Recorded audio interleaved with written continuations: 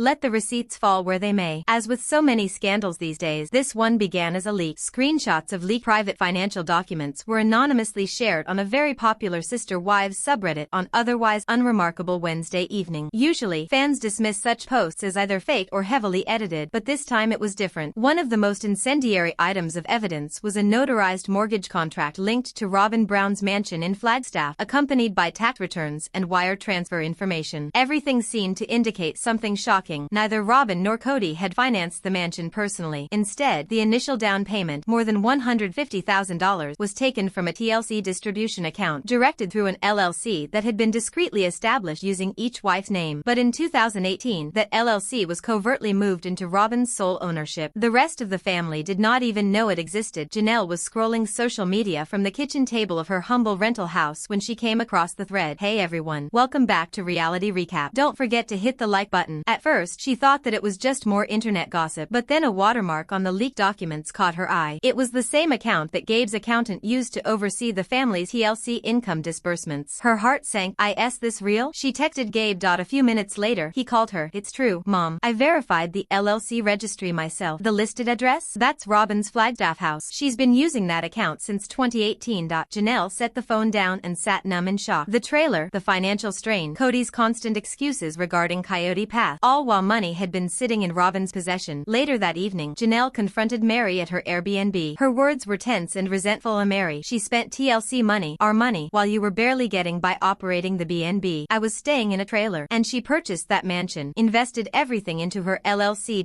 Mary's face was pale. She covered her mouth and fell onto the sofa. Cody always came to her defense. Every single time. I trusted him when he said she was being the most reasonable. Janelle got slammed standing. You were deceived, manipulated, stolen from. Mary glared out the window, mouth clenched. We have to stop making excuses for her. Robyn's pretended innocence. It's a guise. The tone changed in an instant during a planned confessional shoot when TLC producers caught Robyn off guard with the evidence. A folder full of papers was pushed across the table. Robyn, can you tell me about this? One producer asked. This is evidence that the down payment on your home was contributed from a family TLC fund. Robyn blinked, appeared confused, then welled up and became defensive. For one family, she grumbled, all profited from that money, but the LLC, the producer insisted, was merely filed in your name. Janelle and Mary were not even aware it existed. Didn't want to begin drama. Robyn sobbed. Thought that it was better if Cody and I just took care of everything. We had no idea what the others would do with the money. We're attempting to secure the future of the family. In the background, the camera crew remained quiet. Robyn was deep later, shaken by what had transpired. Cody walked by himself in a Flagstaff park. She never informed me, he muttered. She said it was drawn from my emergency account. Shook his head. As always, she kept saying that she had everything in hand. I believed in her. He halted the walking, looking at the mountains. I shrieked at Janelle about money. He labeled Mary toxic for constantly bringing Robyn up. And meanwhile, Robyn had everything hidden. His hands shook as he took out his phone. Have to get a lawyer on the phone. The internet erupted. YouTube, Instagram, Reddit, TikTok, all the corners of social media flared with deconstructions of the scandal.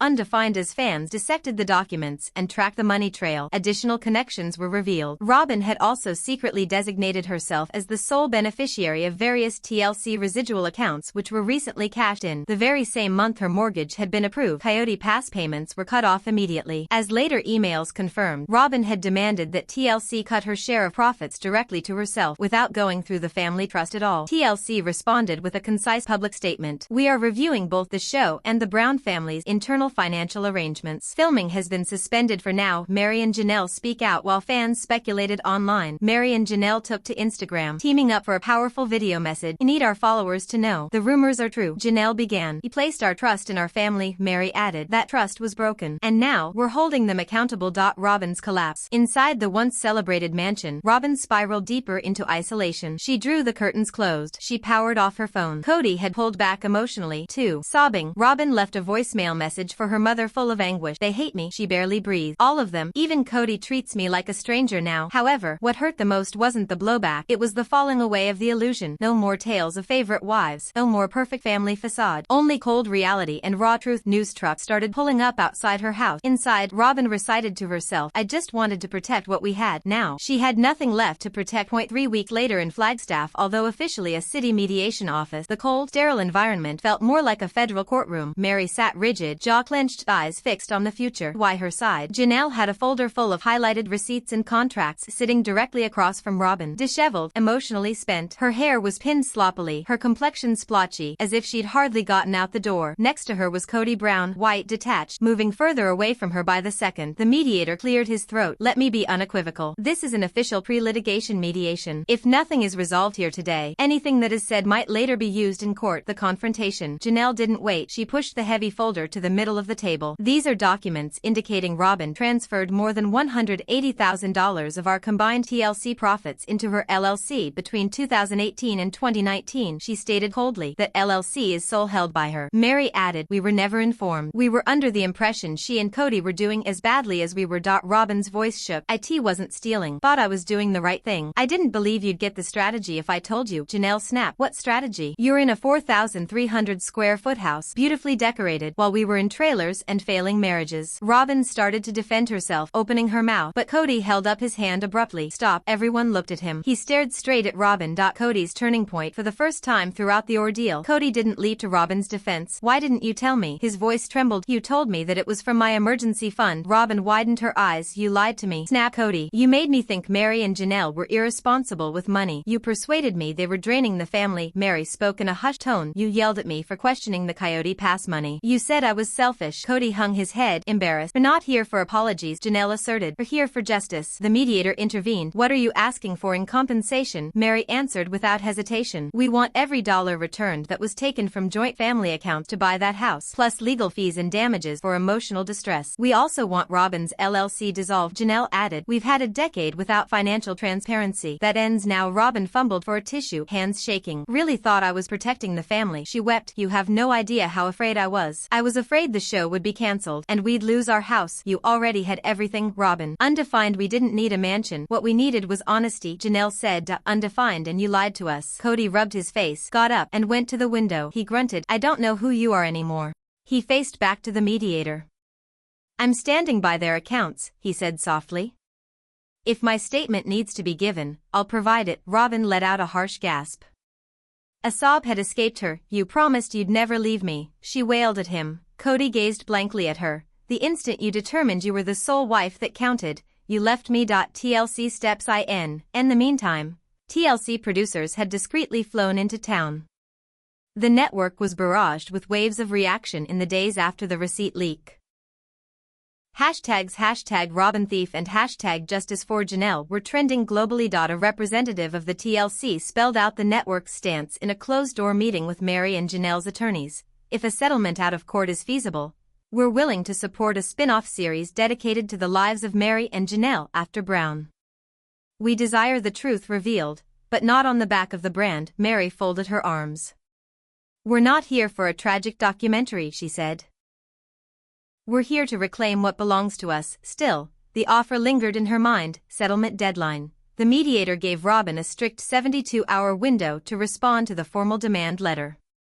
She exited the mediation office in a daze, sunglasses low on her face. Cody walked 3 steps behind. Silent reporters swarmed.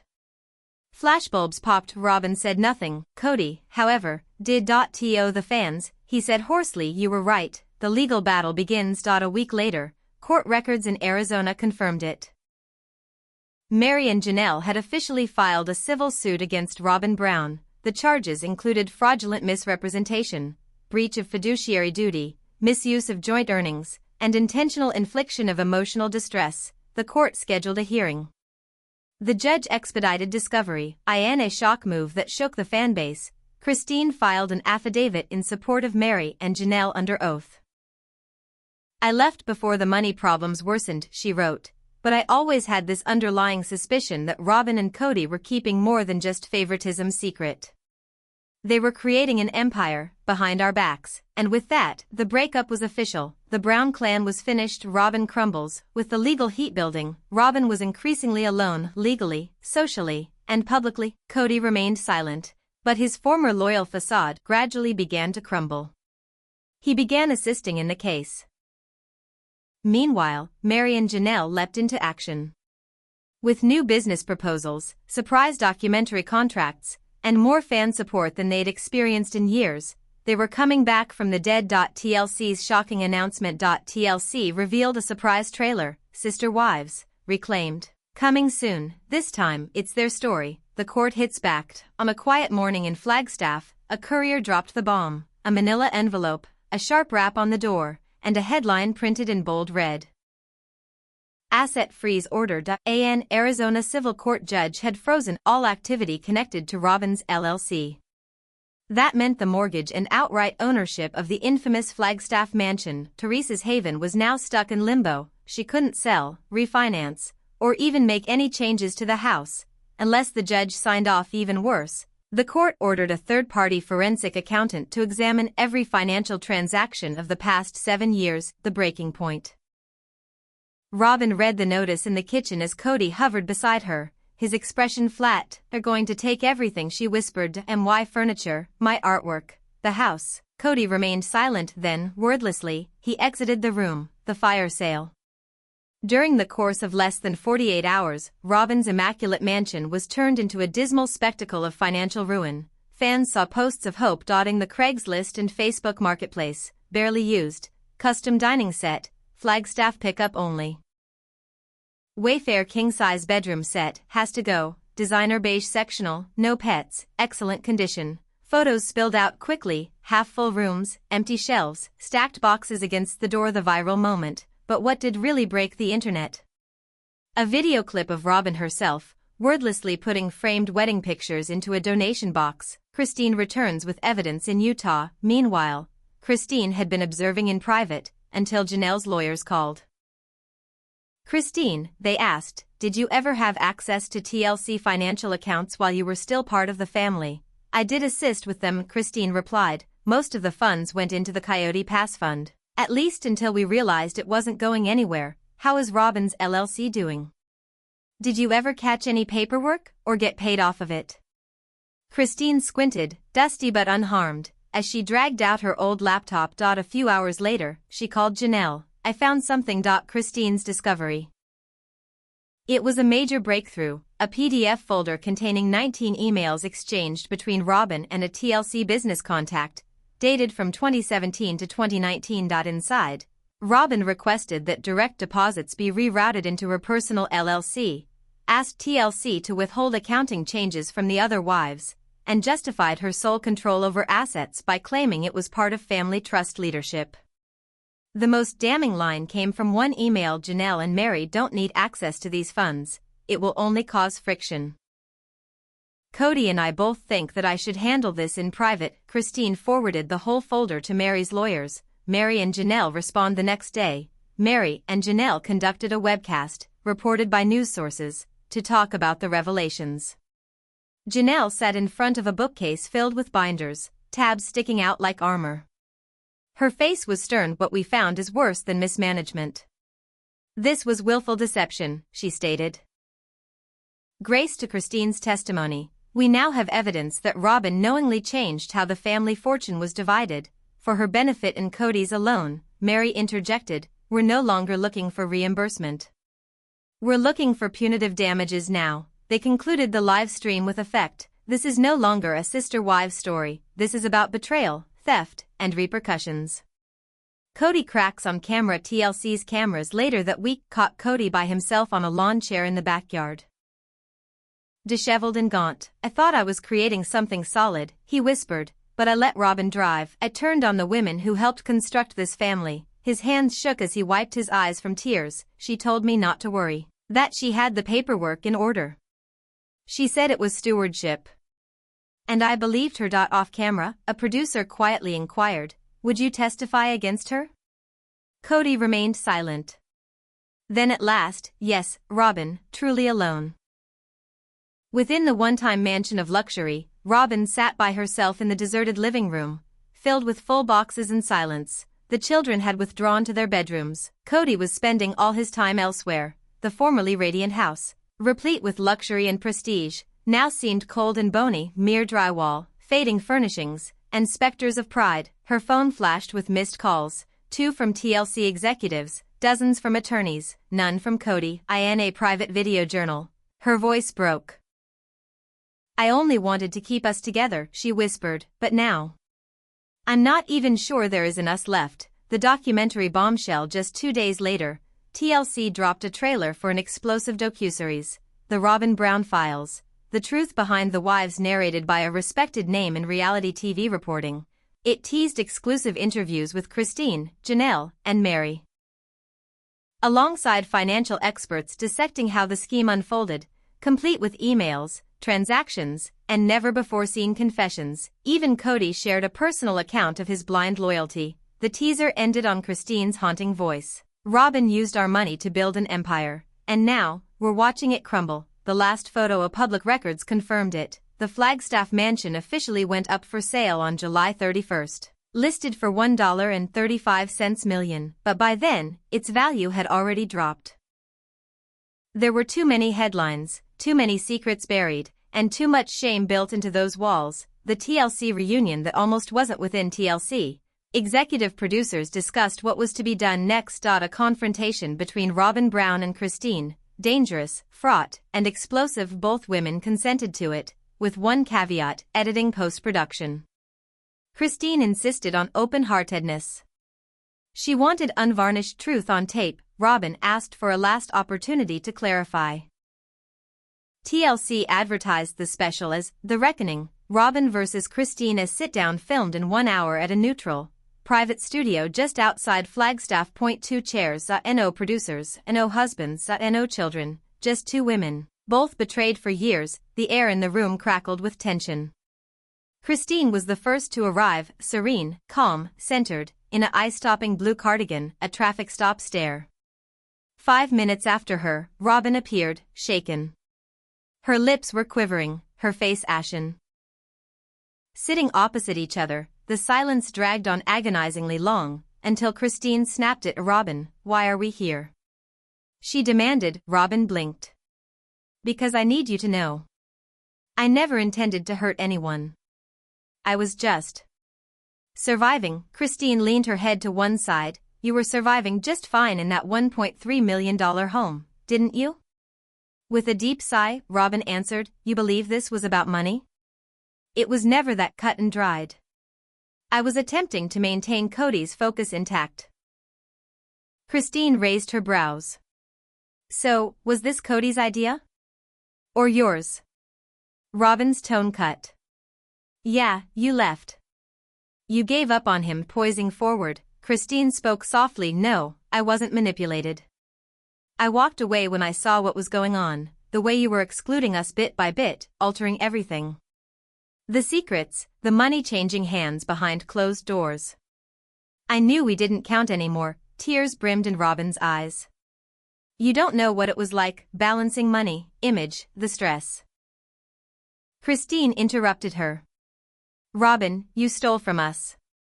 You took TLC money and built a kingdom for yourself. My labor, Mary's suffering, Janelle's sacrifices, you exploited all of it." Then was the coup de grace. In 2020, you sent an email to TLC requesting that they make the show solely about you and Cody. I read it. You referred to the rest of us as distractions, drama. Christine's voice was icy. "That's not survival. That's sabotage." Robyn's face was pale. "I never." Christine put a printed email on the table. Robyn sat there, her eyes fixed on it. At last, she breathed, "I just wanted the show to work. And at one point, we were all that remained." Christine's voice broke. "No. You ensured that you were the sole remaining one." Silence returned. Then Robyn dried her tears and spoke words that would trouble her fanbase for months. "Once it began, I didn't know how to end it. I thought if I didn't make him see I was worth it, Cody would leave me. I was protecting him." Christine slowly rose. "You didn't protect him. You destroyed him. You fractured all of us." She approached the door but stopped. "One day, your kids will see all this. And they'll realize the truth. Prepare for that." A week following the TLC special, Cody and Robyn sought to file formally for separation. The papers spelled out how their money would be divided and recognized the very public deterioration of their trust. Cody retained his share of TLC profits remaining. Robyn? No home. No show.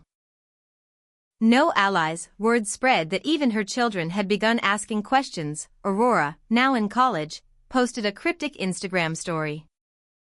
"You're raised to believe a version of reality, until the truth shatters it like glass." Meanwhile, Christine, Janelle, and Mary rose from the ashes. With their wins in court behind them, they started Reclaimed Roots Media, a production firm committed to gritty, true, unscripted tales of women rebuilding their lives following betrayal, faith crises, and reinvention. TLC granted them complete editorial control of an all-new series, Sister Wives. After the fire, its catchphrase, "The man was lost." But they found themselves. Its last shot? Robyn, alone in a dingy rental, thumbing through a photo album of the good years. As she closes the book on them, the camera pauses on a note stuck on her fridge. The truth always surfaces. It just takes time. Leave us your thoughts in the comments, and don't forget to subscribe to Reality Recap for more dynamite updates like this one.